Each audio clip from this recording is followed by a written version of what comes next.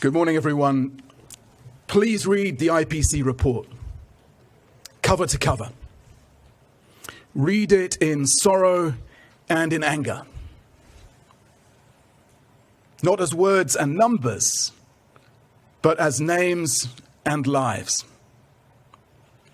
Be in no doubt that this is irrefutable testimony. It is a famine, the Gaza famine.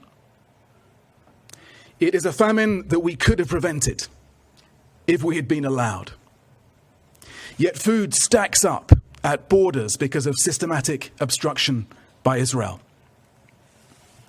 It is a famine within a few hundred meters of food in a fertile land. It is a famine that hits the most vulnerable first, each with a name, each with a story, that strips people of dignity before it strips them of life, that forces a parent to choose which child to feed, that forces people to risk their lives to seek food. It is a famine that we repeatedly warned of, but that the international media has not been allowed in to cover, to bear witness. It is a famine in 2025, a 21st century famine, watched over by drones and the most advanced military technology in history. It is a famine openly promoted by some Israeli leaders as a weapon of war. It is a famine on all of our watch. Everyone owns this. The Gaza famine is the world's famine. It is a famine that asks, but what did you do? A famine that will and must haunt us all. It is a predictable and a preventable famine. A famine caused by cruelty, justified by revenge, enabled by indifference, and sustained by complicity. It is a famine that must spur the world to more urgent action, that must shame the world to do better. It is a famine that therefore also asks, and what now will you do? My ask, my plea, my demand to Prime Minister Netanyahu and anyone who can reach him: enough. Ceasefire. Open the crossings, north and south, all of them. Let us get food and other supplies in, unimpeded, and at the massive scale required. End the retribution. It is too late for far too many, but not for everyone in Gaza. Enough. For humanity's sake, let us in. Thank you. Thank you very much, USG Fletcher, for this remarks. I'll open the floor to questions. Very few questions here in the room, please. We've got very few minutes. So let me start with Robin, is our correspondent of AFP English language. Thank you. Is this a moment of shame for the world? And do you think that Gazans are living under collective punishment of starvation?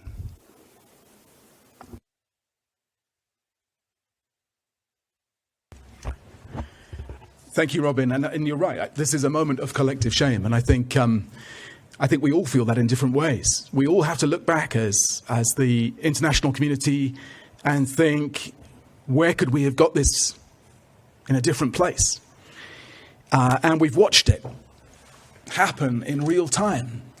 We've not watched it as closely as we could have done if you'd all been allowed in to cover it, as with the other big moments of famine that many of us can remember through our lifetimes. And it is, as I say, a famine that could have been prevented, but there has been that systematic obstruction preventing us from getting those trucks moving at the scale that they need to. preventing us from breaking that blockade that has existed for so much of recent months. Now, I don't know what people in Gaza will be saying this morning. I doubt they'll be reading this report. They don't need to read the report. They know this. And they've known it for weeks and months. Thank you. Thank you very much. I see many hands. Imogen Foulkes, BBC. Swiss transport let me down. Israel consistently denies that there's famine. Not just the Israeli government, but if you even see, people asked on the streets, they deny. What would you say, maybe to ordinary Israelis? I think it's important, and many of those that I've been in touch with in recent weeks inside Israel, including survivors of the October 7th massacre in Nir Oz, kibbutz, and elsewhere, they want this food to get in. And I think it's important to recognize that there is a growing constituency in Israel that shares our demand that we must get this food moving in and we must avoid this starvation, that we must end this famine. I hope that their voices are heard. I would say to them, as I say to all of you, please read this report. Don't just listen to me. Read the report cover to cover. Read it again and be moved to action. Thank you very much. Annegret Matari, Neue Zürcher Zeitung. Yeah. The 6th of August, there was a meeting in New York of UN humanitarian organizations with the Gaza Humanitarian Fund on collaboration. Could you please elaborate what this collaboration could be? Thank you. So I think you're referring, there was a meeting on the 6th of August, a briefing meeting held by the American Embassy, which included a representative of the Gaza Humanitarian Foundation, which is running these militarized hubs inside Gaza. We know how to distribute aid at the scale needed to end this famine. Our system of distribution has been systematically dismantled and replaced. We have the food to deliver at scale. We have the networks to deliver at scale. We know how to do this. And we need to be allowed to do our work. What others do is for them. We need to be allowed to work. I see Nick Cumming-Bruce in the New York Times. Yeah, good morning. Thank you for your briefing. Israeli policy is underpinned by the United States and by its continuing support for GHF. Have you seen or had any contact with the administration that shows any sign of shifting their position on this? We are in very regular contact with American colleagues.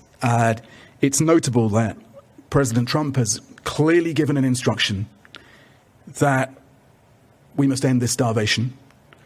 And I take that seriously. And I know that American colleagues take that seriously too. My ask of them is, of course, to let us operate at scale, to use the networks, the resources that we have, the experience that we have. We do this all over the world. And we've done it in Gaza, of course. When I was there earlier this year in the first quarter, during the ceasefire, we were getting in 600, 700 trucks every day. We can do that again. We're ready to go.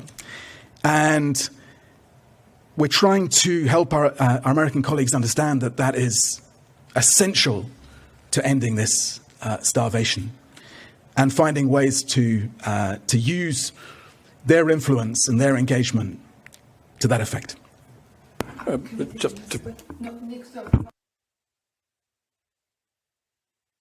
Sorry, the very, very last question. Paula Dupras, Geneva Solutions. Yeah, good morning. Could you comment on how the NGO restrictions that Israel is imposing or is threatening to impose is impacting the partners that you work with on the ground and the security implications of that? Thank you for raising this, because this isn't just about UN access. We also need commercial access to end this famine, commercial access at scale, and we need access for our essential humanitarian partners across the humanitarian movement. I think the best reference point, actually, is the letter that over 100 NGOs wrote last week, which sets out the way in which they are being impeded. Very specifically, the obstacles that they need to be removed in order to deliver.